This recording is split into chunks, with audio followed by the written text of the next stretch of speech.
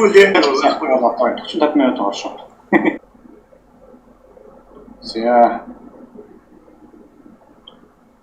За өдрийн мэнд анх өстөнд байлаа. Түрэх байна.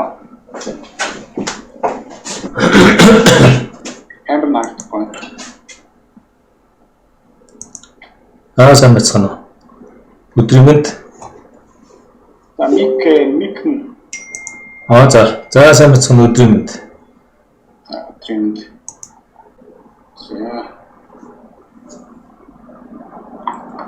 За хүмүүсийн одоо сонирхсан асуултуудад бас дараа нь хэлээ хариулт өгч тийм ээ.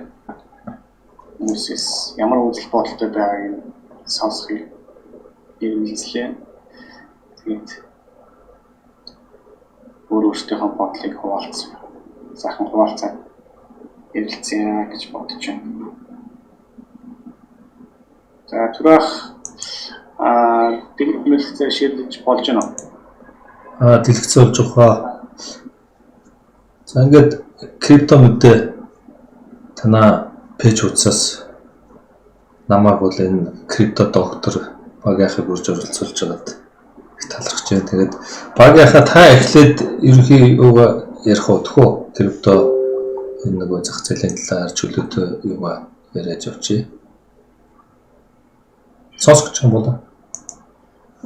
Сонсогдож байна. Зах зээлийн талаар ярих уу гэж явал ерөнхий болчиход ахын юу ярих гэдэг байлаа да. Энэ одоо би танаас зөвхөн шууд асуулт яг. Одоо ер нь бол иймэрхүү байдалтай байна. Одоо крипто зах зээл бол бүхин гэж гүйлэн штэ. Гүйлэн болоход 7 хүчин зүйл байна гэж үзэж байгаа. За мөн яг өөр одоо бигэр шиг тийм одоо баахан зах зээл байхаар гэх юм бол 4 хүчин зүйл байна гэж энэ хүмүүс яриад байгаа шүү. Тэгээд тэрнээс эхлэх үе яг зөмөрөө. Тэгээд 7 танд одоо сонирхолтой явах тийм ээ. Гэхдээ цаг маань бага учраас яг өөр тавчхан дүү хэлээд явчих яах юм. Тэр 7 хүчин зүйл одоо зах зээлийг өснө гэж үзэж байгаа 7 хүчин зүйлийн хамгийн чухлаас нь эхлээд хэлэх юм бол яг юу байна вэ гэхээр одоо Ethereum-ийн нийлэлт гэж явагдах байгаа шүү дээ. Merge гэдэг нэртэй. Нийлүүлэлт гэж шинжилж явагдах гэж байгаа. Тэгэхээр энэ шинжилж явагдсны үйл ямар байдал гарч ирэх вэ гэхээр өдөр бүр 13,000 Ether буюу одоо биткойноор ярих юм бол одоо доллараар ярих юм бол 20 сая долларын борлуулалтын дарамт одоо буурн хөнгөрнө гэж тийм тооцоотой байгаа. Тэгэхээр тэр чинь юу гэсэн үг гэхээр бол борлуулалтын дарамт хөнгөрнө гэдэг бол яг өөр үн өсөх бололцоо нэгднэ гэсэн. Энэ одоо 20 сая өдрийн 20 сая долларын бол одоогийн биткойноор бодох юм бол яг өөр 900 биткойн нэг одоо худалдан авалтын дарамт бол буурна гэдэг нь байна. За тэгэхээр энэ асуудлууд ярих юм бол яг өөр бол жилд бол 7.2 тэрбум доллартай тэнцэх хэмжээний өдрийн сарын 600 сая жилд бол 7.2 сая тэрбум гэж байгаа. Тийм хэмжээний долларын борлуулалтын дарамт буунаа. Энэ нь бол яг үгээр бол зах зээлийн өсөлтөнд хамгийн сайн нөлөөлнө гэж ингэж үзэж байгаа нэг хүчин зүйл нь байгаа. За хоёрдугаарт нэг товчхон хэлэхэд бол яг үгээр одоо хөрөнгөний зах зээлийн нийт эзэмшигчтэй хамгийн том одоо 10% эзэмшигч нар нь яг үгээр нийт зах зээлийн 90% эзэмшдэг болсон гэдэг гарч ирж байгаа. Хөрөнгөний зах зээлийн эзэмшигчдийн төвлөрөл маш өндөр болсон байгаа. Энэ хөрөнгөний зах зээл дээр байж байгаа эзэмшсэн хөрөнгөнийхөө одоо нэг хувийг зарахд бол 100 их 80 доллар бол яг үгээр крипто руу орж ирэх боломжтой юм аа. Хөрөнгөний зах зээл дээр бол яг үгээр бол юу нь бол нөгөө технологийн хувьцаа гэдэг чинь технологийн хувьцаа бол яг үгээр бол ер нь бол шинж чанарын хувьд бол крипто руу нэгэн эсэлтэйгээр бол ажил төстэй хөрөнгөний англи руу орж ирж байгаа. Энэ хоёр энэ хүчин зүйл яг үгээр бас одоо яг үгээр бол хэрвээ ийм болоод нэг л хувь нь бол одоо хөрөнгөний нэг хувь нь криптогийн зах зээл дээр орж ирэх юм бол криптогийн зах зээл маань бол маш хурдан өсөлтөнд орох боломжтой гэж үзсэн юм юмнууд байгаа. За эхлээд би энэ хоёрыг хэлж чиг ганцаараа яриад яах вэ тийм ээ? Хэрвээ цааш нь хэлнэ гэх юм бол яг өөр одоо утгагүй Америкийн нэгдсэн улсын засгийн сонгуул бол гээд байгаа шүү дээ тийм ээ. Засгийн сонгуулийн үеэр бол яг хөр бол юунууд Байдны засгийн газар бол одоо сонгогчдын саналыг өөртөө татахын тулд бол хэрэгтэй одоо нааштай болгоод шийдвэрүүд бол гаргаж ирсэн гэсэн ийм мэдээ явж байгаа.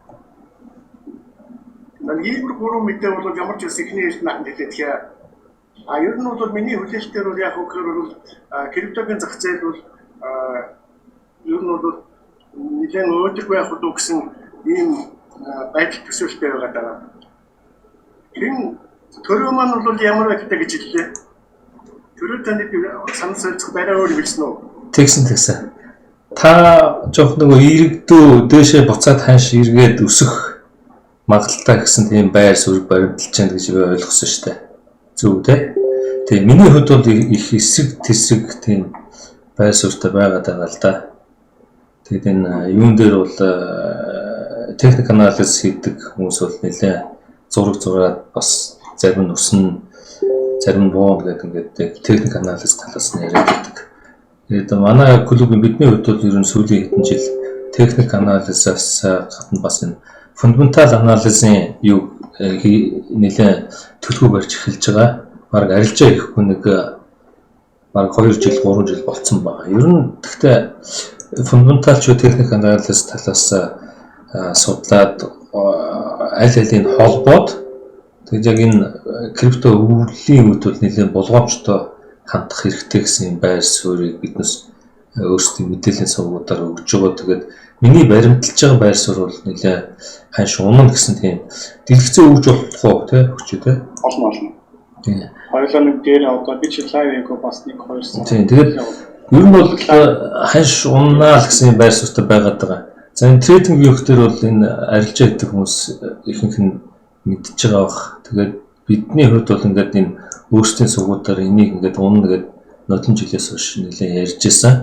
Энэ арилжааны фьючерс арилжаа болохоор нөгөө 5 ажлын 5 өдөр ажилладаг. Тэгээд ханшны тасралт үүсчдэг байгаа. Тэрийг бол энэ дээр үзүүлж тодорхой ярьж байсан байна. Одоо ингээд бүгдийн яриандаг бол ингээд цаг бага учраас ингээд товчхон ярьчих. Тэгээд энэ хамгийн нөгөө нэг 17 18 оны өсөлтийн дараа яаж исэн гэдэг юм техник анализ судалгаа хийж исэн байгаа. Бид бас ингээд эфирмийн ханшийг бас ингээд тухайн үед ярьж исэн юм. Бас яг арилжаа жоох идэвхтэй хийж явах үедээ ингээд өөрсдийн дотоод зүгээрээ ярьж исэн мэдээлэл байгаад байгаа бид бас. За тэгээд энэ дээр юу ярих вэ гэхээр биткойны ханшин дээр ярьсан нь бол зүгээр юм болов уу гэж боддог юм л да. Яагаад энэ унах гэдэг байгаа. За энэ эфирм байж байна. За биткойныг би одоодоо бүгдэд үзүүлчихье. За биткойн дээр ингэж ярьсан зүгээр болов. За яг ийм зураг л харагдаад байгаа шүү дээ. Биднээс бол энэ нодлон намраас ханш унана гэдэг ингээд явж байгаа. За яг энэ юун дээр трейдинг вьюх дээр харахтаа эртний биржүүд дээр харуул бүр 17 оноос өмнөх хэднээс ингээд харагдаад хэвтэйхэн харагддаг байгаа шүү. За энэ дээр бол яг биднээс одоо ямар байр суурь баримталж байна гэхээр энэ 20 оны 11 сараас хойш айхтар өссөн байгаа та бүгд мэдж байгаа ханш. За энэ дээр юу явагдаад байна гэхээр биднээсээ харж байгаа юм одоо 15 6 7 оноос хойш биткойныг хоригдлуулсан тэр яг энэ тоглоомыг үүсгэсэн хүмүүс бол энэ дээр хуваарлт буюу ингээд бусдад тарааж өгсөн. За ихтгэл үнэмшүүл төрөөд ирэнгүүт нь уцаагаар ингээд доош унагсан. Ер нь л одоо энэ том тоглоом л доо. За тэгээд энэ 30 40 дээр ирэнгүүт ингээд эргэлзээ. За эргэн гэдэг нөгөө техник фундаментал анализ гэдэг буцаад өсгсөн гэдэг дээшээ. За 67 бараг 70 руу ороод ирсэн. За тэгээд одоо ингээд шаталсан маягаар ингээд нэг ханшиг тогтворжуулаад унгаад ингээд яваад байгаа. За бидний харж байгаагаар энэ дээр яг өөрсдийн тэр мэдээллийн сувгаараа нэлээд нарийн юм ярин цаашаа нэг 12 13 хавцаа унах байх гэж бодож байгаа. За бүр туйлдуулаад гайхшруулна хүмүүсийг. За тэгээд бүр бидний харж байгаагаар яг энэ дээр бол энэ тоглоомыг үүсгэсэн хүмүүс заавал эргээд энэ биткойн дээр дахиад энэ ликвид үүсгээд хүмүүсийн одоо сэтгэл зүгээр нь тоглоод өөрсдөө ашиг хийх үү эсвэл биткойныг энэ тоглоомоос гараад шинэ одоо биткойн гэдэг тоглоом гаргаж ирэх үү гэдэг асуудлын яг заг дээр байна гэж үздэг байгаа байхгүй. За тэгээд миний харж байгаа бол ерөнхийдөө унан 20-оос доош ороод 17,500 бол тийм шийдвэрлэх ханшны бүс гэж үзэж байгаа. Одоо нэг 17 10 одоо хэдэг үдэ 20-ын хооронд бол за эндээс энэ хооронд бол нэлээ шийдвэрлэх бүс гарч ирнэ. Тэгээд эндээ жоохон тогтворж байгаа явах. А яг одоохондоо арилжаа хийж байгаа хүмүүст бол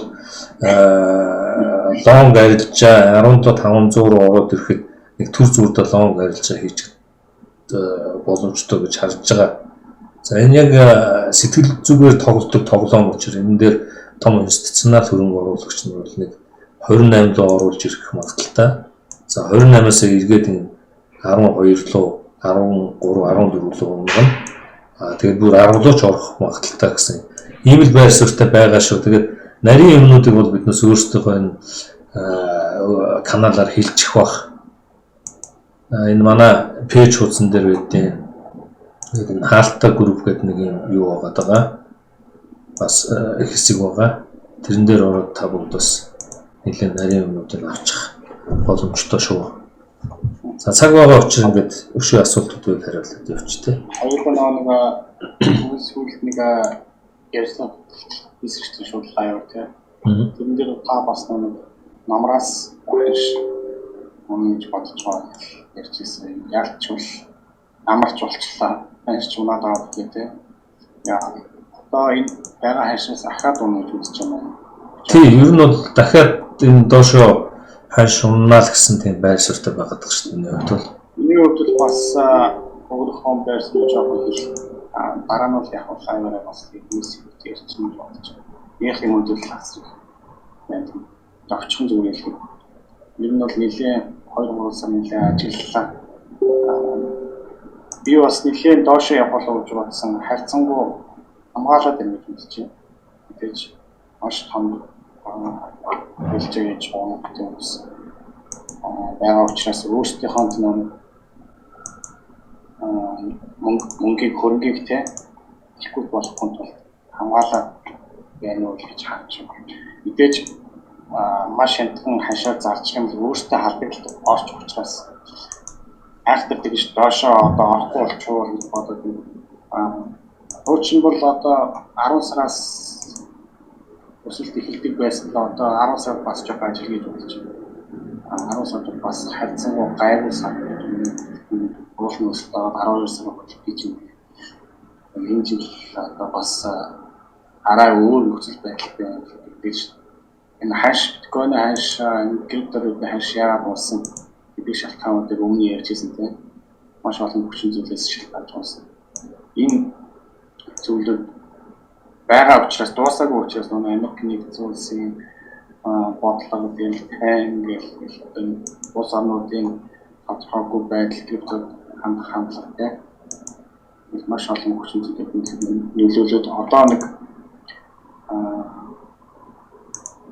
яг уулраа ингэсэн үгүй юм яг миний өндөр дэлхийг үүсгэж чинь 10-11 сар болох бодож байна. Альтер тийм өсөд явчихгүй болоо гэж бодож 25 дээрээс 28 бай очихлоо гэсэн яг очиж чадсангүй. Тэгэхээр бас маш анхааралтай байхгүй. Хүмүүсийн лунагийг хасан чинь тоо лунаа дээр ямар бодол байна? Ойр үед нэлээ ахын түрүү жилээр дуусах ч хэлэхүү. Лунаагаас орохоос өмнө биткойн нэг тийш нь болох. Тоо хоёрын яаж бол техник шинжилгээтэй үнэлж яриад байна да. Ахын бол яг хөөөр тэр фундаментал шинжилгээ явуулсан цөөр шинжилгээний юм дээр үнэлж хэлэх гэдэг. За техник шинжилгээгээр хэлэх юм бол яг хөөөр бас ялгаа байхгүй та хоёрын эсрэг байгаа. Хоёр бол яг хөөөр хамгийн сайн дэмжлэгийн түвшин байгаа гэж үзэж байгаа. Одоо бол ингээд өсөд явхад бол яг 21,600 хүрээд явж байгаа гişгээс өнөөдөр. Тэгээд бол яг хөөөр 22-оос 25 төгс магадгүй гэсэн техник шинжилгээ үнийн дүнгээр ярих юм те. Эсвэл үнээр ярих юм тиймэрхүү хэлж байгаа. Зүгээр би түрүүний хэлжсэнээр бол яг хөөөр үйлчлүүлээд хэлэхдээ яг хөөөр дараа жилээс одоо бол биткойны хагслалт гэдэг хагслалт байгаа шүү дээ те. Хагслалт хаалгын буюу хагслалт болоход бол 1.5 жил болж байгаа. Хагслалтын өмнөх жилүүдэд бол өмнөх туршлагаас харахад яг хөөөр хагслалтын өмнөх жилүүд бол ер нь 200% ихсэн ийм одоо юутай тоонууд байдаг. Энэ доовын хуулиар бол яг хөхөр юм татнаж үздэг шүү дээ. Тэр агуулгаар нь бодох юм бол яг хөхөр дараа жилээс бол биткойн өсгөлөө гэсэн би хэлээд байгаа. А дээрэс нь бол яг хөхөр бичиж байгаагаар бол байгууллага хөрөнгө оруулагчдын бол 80% нь бол яг хөхөр биткойныг өснө гэж харж байгаа гэж судалгаагаар хариулт өгсөн байсан. Энэ бол бас нэг сайн факт тийм ээ. А тэгээд Америкт бол яг хөхөр бол ажил эрхлэлийн түвшин бол маш өндөр болж байгаа. Сайжирч гэж юм гэж байна. Ажил эрхлэлийн түвшин сайжраад ирэхээр яг хөхөр бол компаниуд мөнгө олно. Тэгэхээр компаниуд мөнгөтэй болоод ирэхийн албад бол ямар яг хөө тэгэхээр мэдээж бол цаашаа бол юу болно гэсэн. Компаниудын бол юуны криптороо хөрөнгө оруулах чадвар боломжууд дэвшлэнэ гэсэн ийм хүлээлттэй байгаа шахах. Тэгээд одоо юу нэмээд төлөвлөгөө гэж юм уу? Luna, Lunk, USD-ийн талаар юу гэж бодож байна вэ? Тэний одоо хүмүүс нэг бас өчигдөр нэгэн сайн өсөлт шүү тэгээд Luna манай яагаад өссөн ч мэдэхгүй тэгээд одоо ингээд авчдаг хуучин энэ чинь бас нэг 9.88 хүрсэн. Болон биш нэлээд өндөр волюмтай байсан учраас сарны 8-аас сэлжсэн нэлээд унс бодлоо очсон. Буцаад өсөд нэг одоо авах уу гэдэг. Тэгэхээр одоо яг авах цаг мөн юм тий. Энэ дээр юу гэж бодож байна вэ? Тэр дэлгэцээ ягаад Лунагийн юу байгаа өөрөө ширлүүл.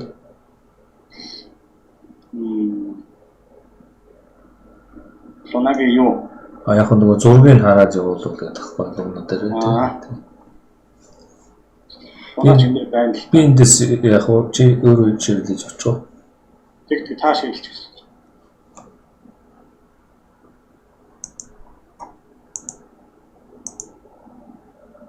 Багах Лункийн талаар асуусан үү те.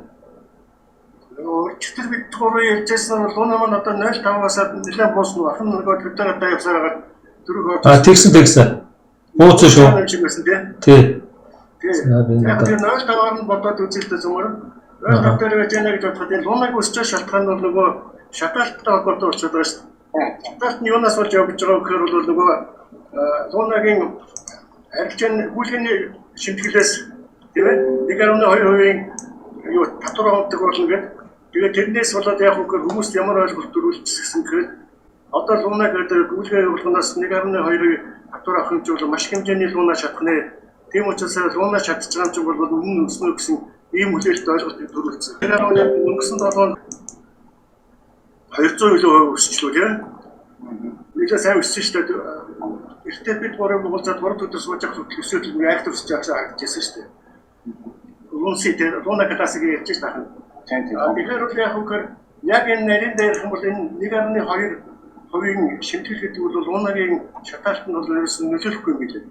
Яагаад гэхээр бол тэр Лунсын бол 50 орчим хувь нь бол одоо жишээ байнс бирж дээр байгаа. Тэгээ бирж дээр байж байгаа Лунсын гүйлгээнүүдээс бол тэр шатаалтаа бол хийхгүй юм билээ. Тэр онлайн гэж яддаг шээ тэр сүлжээн дээр нь хийж байгаа гүйлгээнээс бол яг үгээр бол шатаалтууд хийгдэж явдаг. А гэтэл сүлжээн дээр хийгдэг гүйлгээ бол яг үгээр бол ер нь одоо үндсэндээ бол маш бага болсон юм билээ.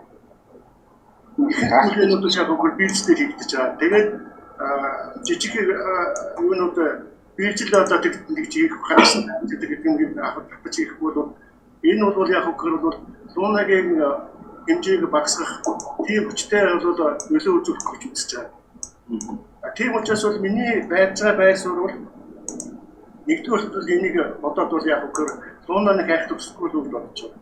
Хоёрдугаар бол яг үгээр айхтар аюул бол гараад байгаа. Тэр нь бол яг үгээр Лунагийн нөгөө дамп памп схем гэдэг чинь тийм ээ. Тийм болж магадгүй гэсэн хүлээлт аюул өндөр гарч ирж байгаа. Яагаад гэхээр бол нөгөө Луна 5 сар яасны дараа нөгөө сүрсний дараа бол яг үгээр бол нөгөө юунууд нь тус төслийн хөгжүүлэгч хэдэн хүмүүс бол яг үгээр нэлээд олон хэмжээний юунууд авсан. Лун сток бол авсан байгаа. Тэр лун стокнууд бол яг үгээр бол зах зээл дээр гарч ирэх юм бол яг үгээр бол энэ дамп хийгээд бол дамп хийгээд бол яг үгээр үнийн нөлөө мунгаан гэсэн осолтой байдлыг үүсгэж магадгүй гэсэн болгоомжтой байгаа надад. А нөгөө талаас бол яг үгээр бол хэрвээ одоо Луунагийн үнэ бол яг жишээлбэл бодож үзэхэд бол 0.105 ч юм уу тийм 54 гэж яддаг баха. Ийм хэмжээнд очих юм бол доллараар $0.54 руу очих юм бол одоо бол мянганы хувьтай байгаа шүү дээ тийм ээ. 3 тэгтэй гэдэг чинь мянганы гэж байгаа. Тийм бол одоо яг 10,000 гэж хэлсэн үг. Одоо 3 тэгтэй 10,000 байна гэсэн. 0.54 ч гэдэг юм уу тиймэрхүү орчинд очих юм бол ямар байлгүй очих вэ гэхээр бол Луунагийн зах зээлийн үнэлгээ бол юутай биткойны үнэлгээтэй тэнцэн гэж байна. Тэгэхээр тэр бол яг гэхээр бол ер нь бол тийм байж таахгүй дээ. Яагаад гэхээр бол Лууна ч өөрөө тийм байхтар зах зээлийн хөрөх чадвар байхгүй, нийлүүлэлт байхгүй юуны хөрөх чадвар муутай ийм токен ч бол яаж гэдэг биткойнтэй адилхан болох вэ? Тэр агуулгаас нь бол би юу гэж бодоод байгаа гэхээр бол энэ лунсыг бол нэг хайхтай өсөхгүй байх бол ер нь бол болгоомжтой байхгүй бол нэг өдөр даапэгээд үнэн нумаа унж магадгүй шүү гэсэн ийм болгоомжтой хандаараа гэсэн ийм айс өргөн байдалж байгаа. Түрүү ямар бодолтой байна? За би яг унсан шалтгаан тэгээд ойлгомжтой байгаа. Тэгээд сүүл үед яагаад ингэж энэ 8 сарын 22-ноос өсөв гэдэг дээр биднээс бас өөрсдийн хөлөгийн хэмжээнд нэг мессеж дурдсан байгаа нөгөө. Шинэ аврах төлөвлөгөөний дагуу яг шинэ блокчейн дээр очиод шатаалтын энэ одоо багасгах нь шимтгэл гэдэг ингэж нэлээд ярьж ирсэн л да. За би энэ дээр бас нэг лункийн ганц нэг юмнууд байж магадгүй энэгээр оруулж ирээд ярьчвал тэгээд өссөн шалтгааны нэглээд яриад байгаа. Энэ дээр лунк токен дээр одоо та бүгд энэ юуг нь харъя тийм ээ. Маркет нь ямар маркетууд байна энэ лункийн одоо яг гарцсан биржүүд тэгэхээр энэ Binance дээр яг 24 цагийн байдлаар тэрбум $280 сая их байгаад. KuCoin дээр за сүүлийн Terra Luna-гийн ийшээ шилжин гэдэг нөгөө мэдээлэл гарснаас хойш бол нэлээд ийм өсөлтүүд ороод ирсэн байгаа л да. Тэгээд одоо болохоор энэ сүүлийн мэдээллүүд дээр яг лунк дээр нэлээд өснө байна гэдэг ийм мэдээлэл цацагдаад байгаа. Тэгээд KuCoin хобби биржүүд дээр яг энэ шатаалтын бүлээн зөвшөөрнө гэд яригдчихсэн. Binance дээр KuCoin хобби тэгээд KuCoin хобби дээр гараад тэгээд өчигдрөөс Binance бирж дээр энэ мэдээлэл гарсан байгаа. За хамгийн гол зүйл нь болохоор за энэ дээр бүгдээр хараа KuCoin дээр $232 сая үн бүхий 24 цагт арилжаа хийгдэж байгаа гэж байгаа байхгүй юу.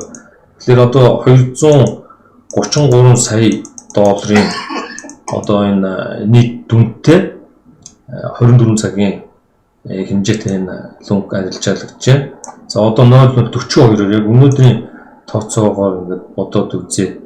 Энэ хичнээн энэний 1.2% нь одоо юунд орно штэ шатаалтанд мөнгөнд дүнгээр. За 1.2% гэдэг ингээд бүгд тооцоод үзье. Тэгэхээр хэдэн долларын одоо лунк шатаагдах нь гэхээр $2,796 сая лунк зөвхөн KuCoin бирж дээр шатаагдаж харагдаад байгаа. За энэ одоо мөнгөнд дүнгээр хэдүү гэхээр биднээс энийг хуваах нь 0 хэдэн тэгтэй 3 тэгтэй 42 за 40.9 гэдэг ингээд бодчихъя.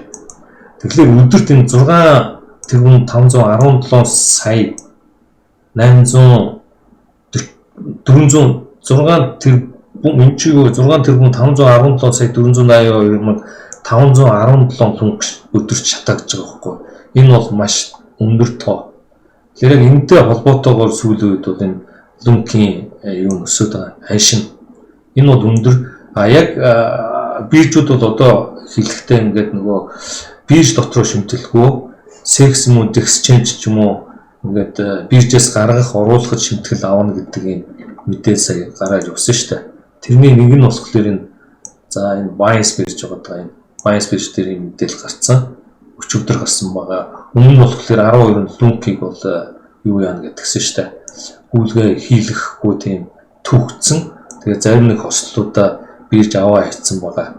Зөвхөн бие өсдөд дээр байна. За энэ дээр бол шатаалтын тоог ингээд харахад бол айгүй нэлээд сайн шинжилгээ төгнөлт хийх юм боломжтой юм сайт байгаад байгаа энэ дээр.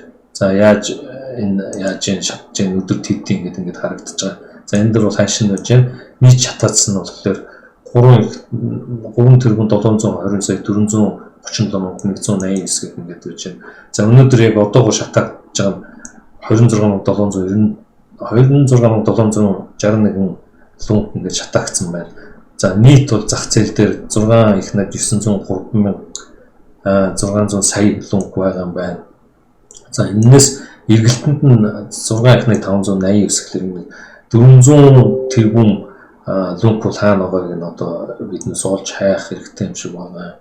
За ингээд зөндөө юм мэдээлэлд байна л да. Тэгэхээр энэ дээр яг шимтгэл авахд бол нэлээд үнэтэй юм шимтгэл гарч байна. Тэгэхээр энэ дээр ямар нэгэн байдлаар Quon бол энэ bias биржүүд биднээс зүгээс оролцсон энэ том үнэлтэн дээр. За цаашдаа яг энэ дээр бол бас л биткойн шиг яг энэ тоглоомыг хэрэгэл болгоод багийнхын хилдгээр аюултай гэсэн юм байр суурьтай байгаа. Яг арилжаа чадвал энэ өсөлт эднэс дээр нь хүмүүс оролцоод ашиг хийх боломжтой. За тэр байтугай өнөөдөр өчигдөр bias дээр кросс хөшүүрэгтэй леверэжтэй тийм арилжааны хэрэгсэл оруулсан байгаа. Энэ юу харуулдаг юм гэхээр цаашдаа энэ нэлээд олон биржүүд дэмжиж байгаа учраас нэг хэсэгтээ явах юм байна. Нэг хэсэгтээ хүмүүс ашиг болно. Нэг хэсэгтээ бас хүмүүс алдагдал хүлээнэ гэсэн байр суурьтай байгаад байгаа.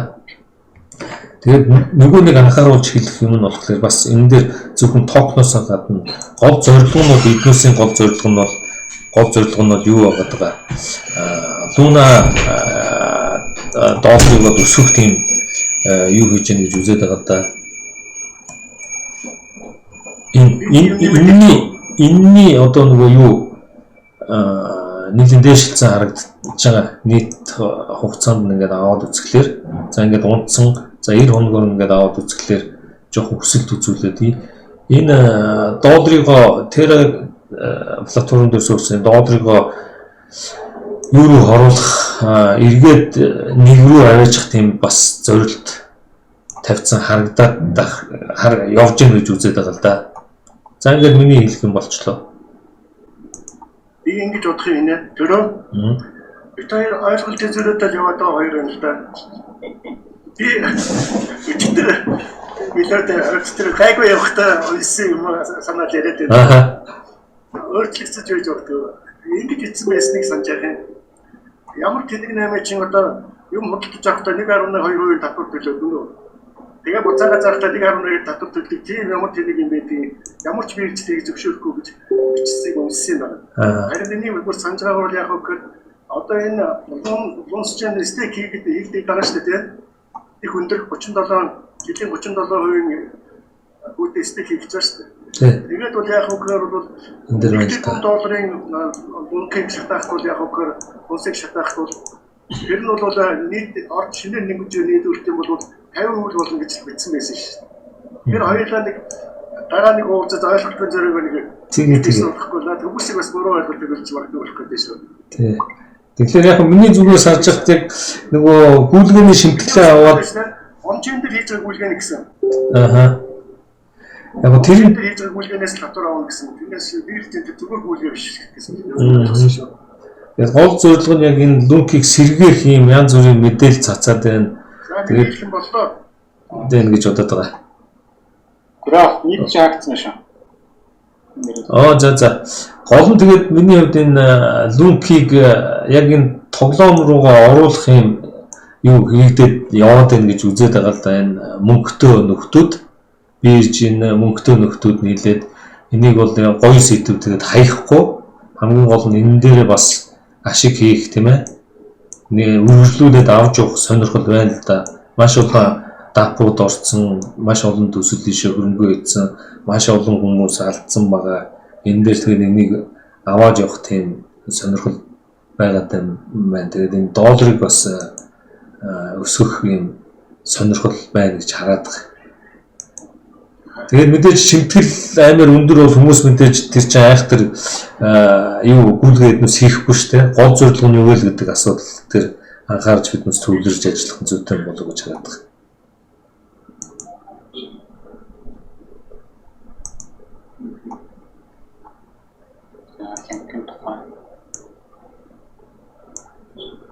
Ер нь бол арилжааны бойлон бол одоо маш өндөр байгаа шүү дээ. Одоо өндрийн бойлол бол маш өндөр.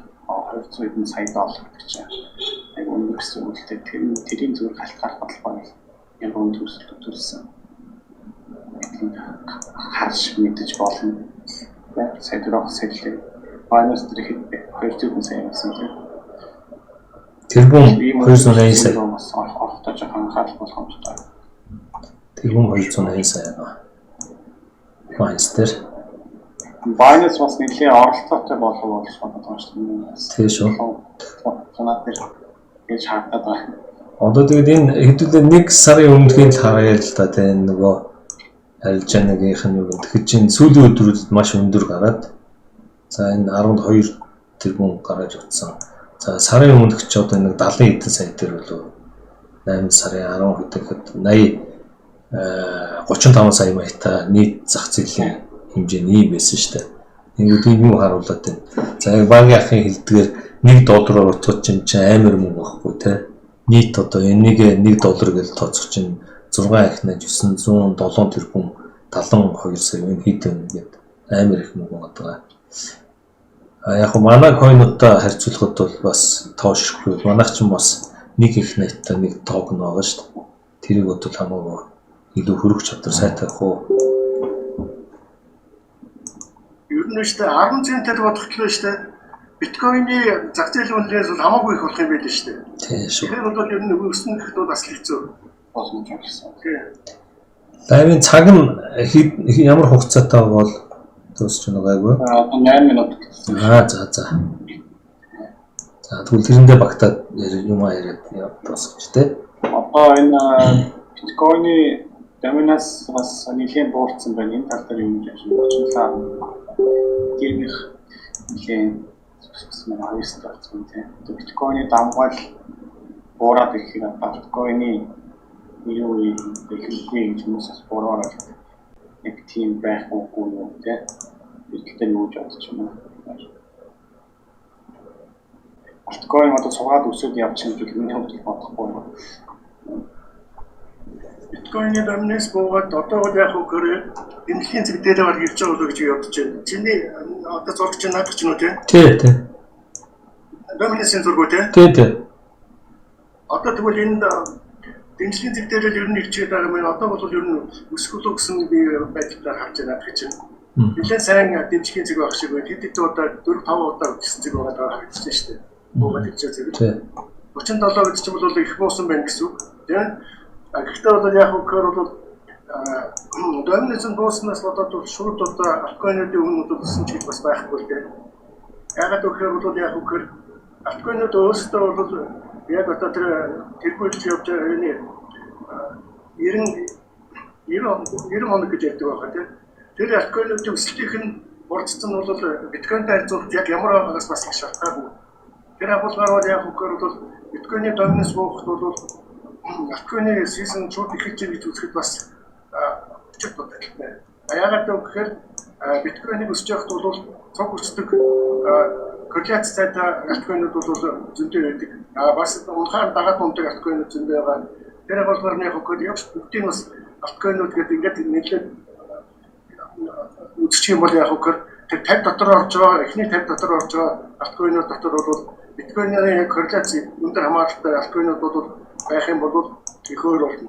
Хоёрдугаар бол яг хөхөр одоо нэг биткойны корреляц унаад байгаа болж чадсан бол юу вэ гэхээр бол Ethereum-ийн энэ худалдаавалт стейкинг хийгдэж эхэлсэн шүү дээ тийм. Ethereum дээр merge гэдэг нийлэлтэй холбоотой шинжилгээгээр болоод ийм юм болоод байна гэсэн би юм ойлголттой байна. Тийм учраас бол биткойны доминанс шууд бууснаас болоод шууд алкоин эхлэх болж явах шиг байна гэсэн ийм дүгнэлтийг хийх бол буруу байхаа гэж бодож байна.